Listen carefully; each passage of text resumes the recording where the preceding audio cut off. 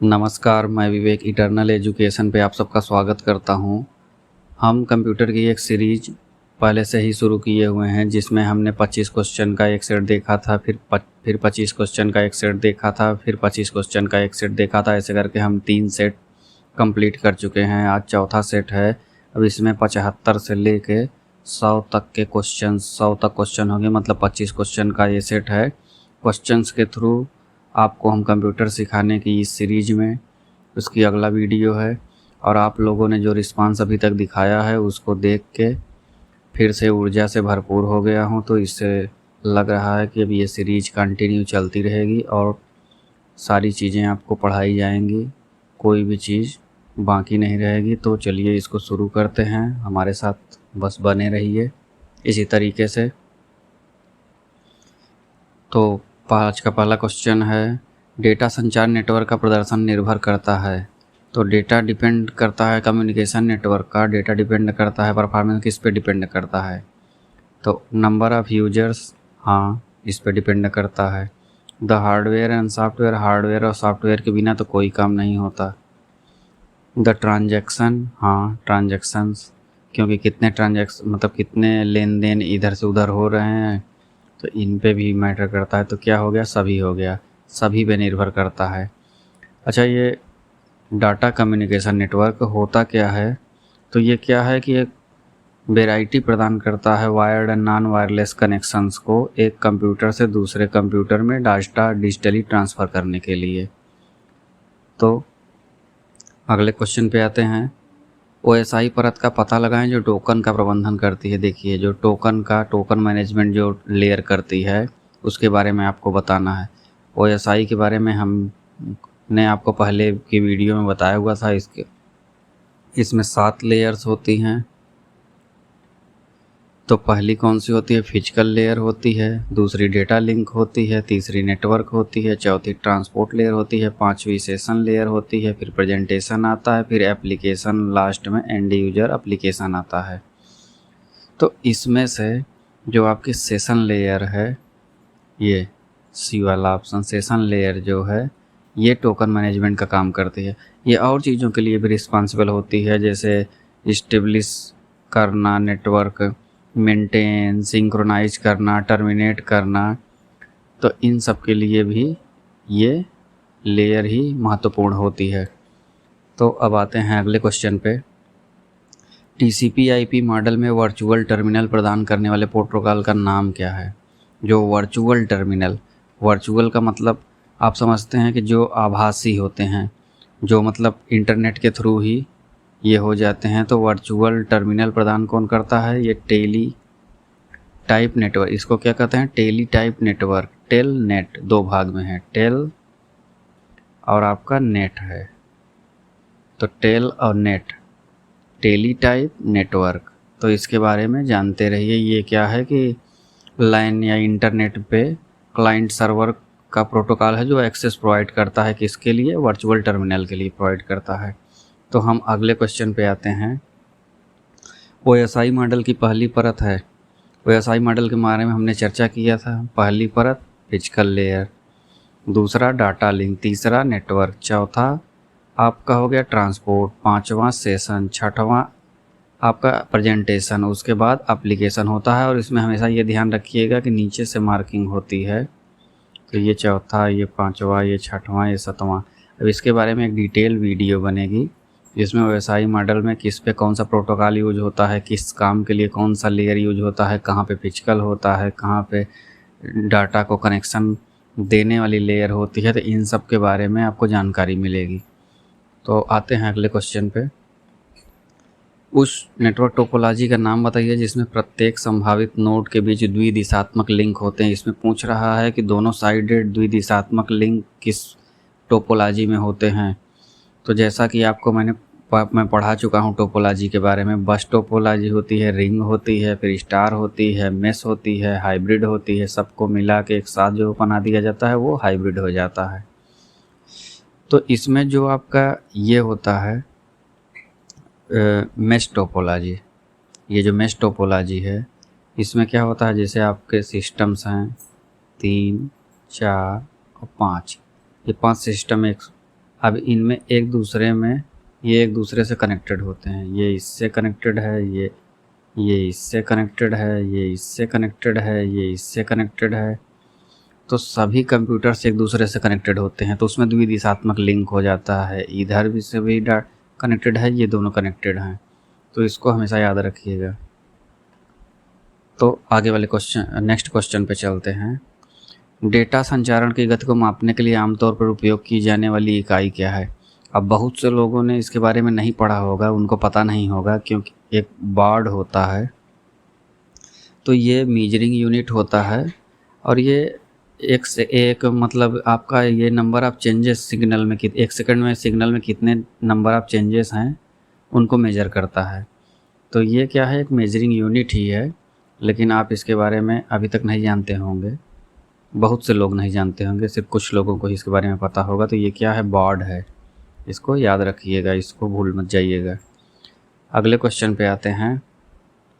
कौन सा संचार नोड दो तरफा यातायात का समर्थन करता है, लेकिन एक समय में केवल एक बार? तो आप जब डिटेल्ड वीडियो में नेटवर्किंग की पढ़ेंगे तो इसमें जो ये आपका हाफ डुप्लेक्स है, हाफ डुप्लेक्स पढ़ेंगे और फुल डुप्लेक्स के बारे में पढ़ेंगे। तो जो हाफ डुप्लेक्स होता है वो क्या करता है, दो तरफा तो यातायात का समर्थन करता है, मतलब इधर से सूचना इधर भेजी जा सकती है, इधर से सूचना इधर भेजी जा सकती है, परंतु एक समय में एक ही, इधर से जब सूचना इधर जा रही होगी तब साइमल्टेनियसली आप इधर नहीं भेज सकते, इधर रिसीव हो जाएगा, उसके बाद आप डेटा यहाँ से यहाँ भेज सकते हैं। और यही फ़र्क हो जाता है फुल डुप्लेक्स में। फुल डुप्लेक्स में क्या होता है कि आप इधर से भी डेटा, इधर से इधर डेटा, इधर से इधर डेटा एक ही समय में भेज सकते हैं। जैसे आप एक उदाहरण ले लीजिए व्हाट्सएप का, तो व्हाट्सएप पे आपने जिसको मैसेज किया तुरंत किसी का और का रिप्लाई आया, या वो भी टाइपिंग भेज रहा है, आप भी भेज रहे हैं, तो ये क्या होगा, दोनों तरफ से डाटा ट्रांसफ़र हो रहा है और एक ही टाइम पे हो रहा है, तो वो फुल डुप्लेक्स हो गया। अगले प्रश्न पे आते हैं। निम्न में से कौन सा TCP/IP प्रोटोकॉल एक मशीन से दूसरी मशीन में स्थानांतरित करने के लिए उपयोग किया जाता है? ध्यान से पढ़िएगा, कौन सा TCP/IP प्रोटोकॉल जो है वो फाइलों को एक मशीन से दूसरी मशीन में स्थानांतरित करने के लिए उपयोग किया जाता है, तो वो क्या होता है, FTP। इसका फुल फॉर्म ही होता है फाइल ट्रांसफ़र प्रोटोकॉल, तो इसको याद रखिएगा। अगले प्रश्न पे आते हैं। कौन सा ट्रांसपोर्ट लेयर प्रोटोकॉल कनेक्शन रहित है? तो कौन सा ट्रांसपोर्ट लेयर प्रोटोकॉल ऐसा है जो जिसमें कनेक्शंस नहीं होता, तो वो क्या होता है, UDP होता है आपका। UDP का फुल फॉर्म क्या है, यूजर डेटाग्राम प्रोटोकॉल, तो इसको याद रखिएगा। जब मैं OSI लेयर्स की वीडियो बनाऊंगा तो उसमें आपको फिर पता चलेगा कि UDP कहाँ पे यूज होता है, FTP कहाँ पे यूज होता है, TCP/IP कहाँ पे यूज होता है, तो ये सब भी पता चलेंगे। TCP transfer control protocol, UDP user datagram protocol, तो इसको याद रखिएगा। अगले प्रश्न पे आते हैं। DNS होस्ट का अब इसमें से क्या प्राप्त कर सकता है यदि उसका डोमेन नेम ज्ञात हो? अगर डोमेन नेम आपको पता है तो DNS होस्ट का क्या पता कर सकते हैं आप, IP एड्रेस। क्या पता कर सकते हैं, IP एड्रेस। तो IP एड्रेस क्या होता है कि न्यूमेरिकल आइडेंटिफायर होता है, हमेशा न्यूमेरिकल फॉर्म में ये लिखा होगा। तो ये डिवाइसेस को अब इंटरनेट पे आइडेंटिफाई करने के लिए होता है, हर डिवाइस का अलग अलग IP एड्रेस होता है जिससे वो आइडेंटिफाई कर लेता है। तो आते हैं अगले प्रश्न पे। तो अगला प्रश्न है आपका, एक नेटवर्क पर डिवाइस दूसरे नेटवर्क पर डिवाइस के साथ अब यहाँ पे किसके माध्यम से संचार कर सकते हैं, कम्युनिकेट कर सकते हैं? ऐसा क्या है कि जिसके माध्यम से, तो वो गेटवे होता है। सही उत्तर इसका है गेटवे। गेटवे के थ्रू ये क्या है कि आपका हार्डवेयर और सॉफ्टवेयर का एक नेटवर्किंग पीस है जो डाटा को अलग नेटवर्क से दूसरे नेटवर्क में प्रवाहित करने का एक्सेस प्रदान करता है। तो इसको याद रखिएगा, गेटवे के बारे में कई एग्जाम्स में पूछा जाता है, ये काफ़ी पेट क्वेश्चन है। तो अगले प्रश्न पे हम आते हैं। तो अगला प्रश्न है, एक संचार उपकरण, ये क्या होता है, ऐसे लिखा होता है तो इनपुट आउटपुट उपकरणों में से एक लाइन में प्रसारण करने के लिए जोड़ता है, वह कौन सा है? तो कौन सा ऐसा उपकरण है जो एक लाइन में, जैसे प्रसारण कई सारे हो रहे हैं तो उनको एक लाइन में प्रसारण करने के लिए जोड़ता है, तो वो कौन सा होता है? वो मल्टीप्लेक्सर होता है। ये याद रखिएगा। ये अलाउ करता है कई सारे सिग्नल्स को सेम टाइम पे ट्रांसमिट होने के लिए। इसको एक नाम और जानते हैं इसको, उसको डेटा सेलेक्टर्स भी कहते हैं इसको। तो ये याद रखिएगा, मल्टीप्लेक्सर्स को डेटा सेलेक्टर्स भी कहा जाता है। तो ऐसे भी कभी आए तो आप कंफ्यूज नहीं होंगे। अगले प्रश्न पे आते हैं। OSI की कौन सी परत उपयोगकर्ता के साथ अक्सर सिस्टम के इंटरफेस को निर्धारित करती है? तो सिस्टम का इंटरफेस तभी निर्धारित होगा जब आपका प्रोडक्ट फाइनल स्टेज में आ जाएगा, और फाइनल स्टेज का मतलब है वो 7वीं लेयर पे आएगा। 7वीं लेयर का मतलब है आपका एप्लीकेशन लेयर। तो इस तरीके से आप चीज़ों को कनेक्ट करके समझ सकते हैं। ये टॉप लेयर होती है OSI मॉडल की। ये एंड यूजर आपको एंड टू एंड प्रदान करती है। तो इसके बारे में आप हमेशा याद रखिएगा। ये लास्ट में है, तो जब मैं OSI लेयर के बारे में पढ़ाऊँगा तो उसके बारे में, एप्लीकेशन लेयर के बारे में इन डिटेल में आप जान पाएंगे। अगले प्रश्न पे आते हैं। Which of the following are the example of an analogue signal? इसको मैं, अच्छा है हिंदी में, निम्नलिखित में से मैंने सोचा कि मैं बाइलिंगुअल रखा हुआ हूँ हर क्वेश्चंस को, जिससे आपको समझने में कोई दिक्कत ना हो, किसी को पढ़ने में, कोई जो हिंदी माध्यम वाले हैं वो भी पढ़ सकें, इंग्लिश माध्यम वाले भी पढ़ सकें, तो उनको सभी की तैयारी बराबर हो सके। तो क्या है निम्नलिखित में से कौन सा है एनालॉग सिग्नल? एनालॉग सिग्नल का उदाहरण कौन सा है? तो आपका एनालॉग क्या है? विद्युत, अब यहाँ लिखा हुआ है sound via and electrified copper wire, human speech via and electronic copper wire, और लाइट है। ये तो नहीं है, इसको आप जोड़ सकते हैं। तो ये हो गए। अब आप अगले प्रश्न पे आते हैं। FDDI में डाटा सामान्य रूप से अब किस पर यात्रा करता है? नॉर्मली किस पर ट्रैवल करता है? तो ये हमेशा याद रखिए, FDDI का जहाँ नाम आएगा, डाटा ट्रैवल नॉर्मल रूप से कहाँ करता है? प्राथमिक रिंग पे।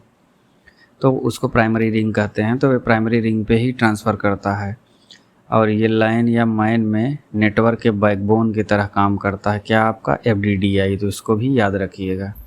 अगले प्रश्न पे आते हैं। यूजनेट का दूसरा नाम क्या है? तो यूजनेट को और क्या कहा जाता है? यूजनेट को और क्या कहा जाता है? News groups. ये क्वेश्चन भी आप बहुत से लोगों को नहीं पता होगा। अब यूजनेट का होता है, ये सेट ऑफ न्यूज़ ग्रुप्स होते हैं, इंटरनेट डिस्कशन के लिए होता है, वर्ल्ड वाइड सिस्टम है इंटरनेट डिस्कशन के लिए। तो उसको यूजनेट के नाम से जानते हैं। तो यूजनेट या न्यूज़ ग्रुप्स आप कभी भी नेटवर्किंग में पढ़िए तो समझ जाइएगा।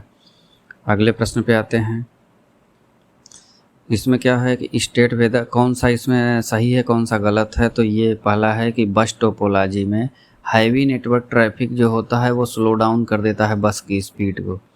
तो बस टोपोलॉजी में मैंने पढ़ाया था कि ये वायर है, इससे आपने एक नोड इधर कनेक्ट किया, एक इधर कनेक्ट किया, एक नोड इधर कनेक्ट किया, एक कंप्यूटर यहाँ कनेक्ट किया, यहाँ कनेक्ट किया।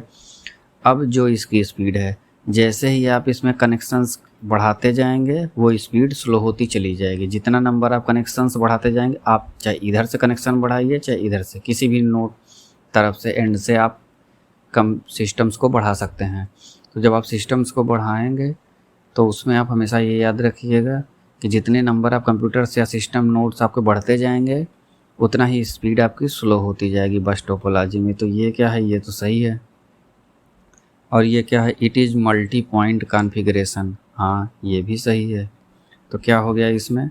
दोनों सही हैं। तो कौन सा है? Both are true. चलते हैं अगले क्वेश्चन पे। तो आते हैं अगले प्रश्न पे। अगला प्रश्न है, निम्नलिखित में से कौन सा लॉजिकल टोपोलॉजी? लॉजिकल टोपोलॉजी का एग्जाम्पल कौन है? तो बस आपका लॉजिकल टोपोलॉजी के अंतर्गत आता है, रिंग लॉजिकल टोपोलॉजी में आता है, स्टार लॉजिकल टोपोलॉजी में नहीं आता। तो आपका आंसर हो गया बोथ A एंड B। अगले प्रश्न पे बढ़ते हैं। निम्नलिखित में से कौन सा रिंग टोपोलॉजी की कमियां हैं? रिंग टोपोलॉजी के ड्रॉबैक्स क्या हैं, उनके बारे में बताना है। तो दिया हुआ है, एक कंप्यूटर के ख़राब होने से पूरा नेटवर्क प्रभावित हो सकता है। ये गलत है, मतलब ये सही है, इसको कमियां हैं ये। कंप्यूटरों को जोड़ने या हटाने से नेटवर्क गतिविधि बाधित होती है, एकदम सही है। क्योंकि ये रिंग में यहाँ पे जुड़ा होता है, ऐसे ऐसे ऐसे नोड्स करके आपके रिंग में जुड़े होते हैं एक दूसरे से ऐसे। अब इसमें से कोई भी चीज़ हटा तो आपका नेटवर्क ख़राब हुआ, एक कंप्यूटर गड़बड़ हुआ तो फिर उसके बाद आगे सूचना ही नहीं जाएगी। तो ये दोनों बातें कमियों के हिसाब से सही हैं। अब इसमें लिखा हुआ है यदि सेंट्रल हब विफल हो जाता है तो पूरा नेटवर्क काम करने में विफल हो जाता है। एक्चुअली इसमें सेंट्रल हब होता ही नहीं, ये कंप्यूटर से एक दूसरे से कनेक्टेड होते हैं। सेंट्रल हब स्टार टोपोलॉजी में होता है, तो ये इसकी कमी नहीं है और उपरोक्त में से कोई नहीं से मतलब नहीं है। ये ऑप्शन सी आपका सही हुआ। अगले प्रश्न पे आते हैं। निम्नलिखित में से कौन सा TCP/IP प्रोटोकॉल की लेयर नहीं है? मतलब TCP/IP प्रोटोकॉल कौन से लेयर पे नहीं यूज होता? तो इंटर नेटवर्क लेयर इस पे यूज होता है, ट्रांसपोर्ट लेयर इस पे भी यूज होता है, एप्लीकेशन लेयर इस पे भी यूज होता है, सेशन में नहीं यूज होता।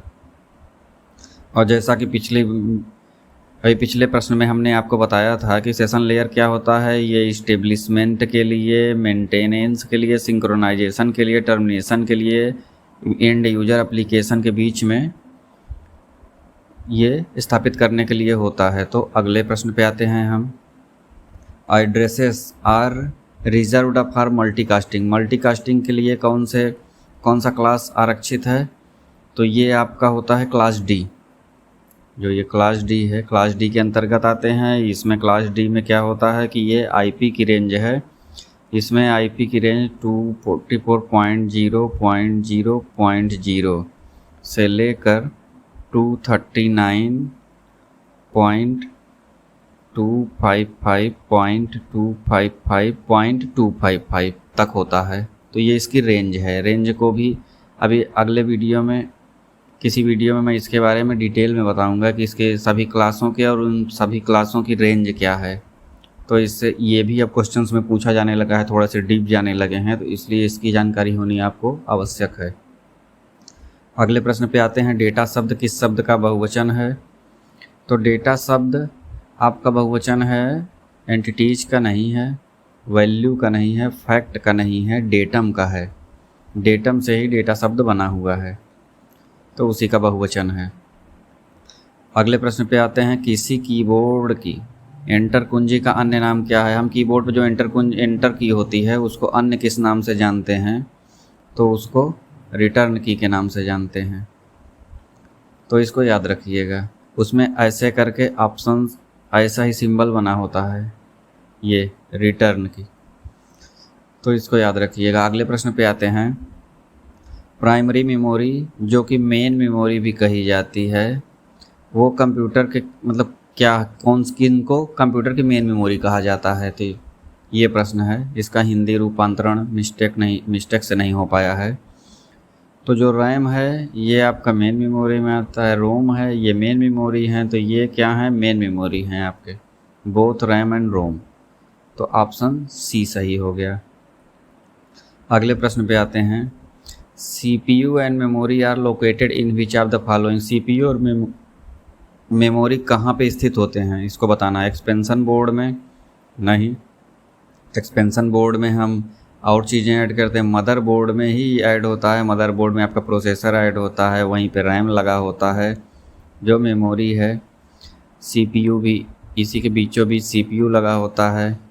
उसके बाद रैम के स्लॉट्स दिए होते हैं, तो ये सब किस में जुड़े होते हैं? मदरबोर्ड में। तो इसका सही ऑप्शन है मदरबोर्ड।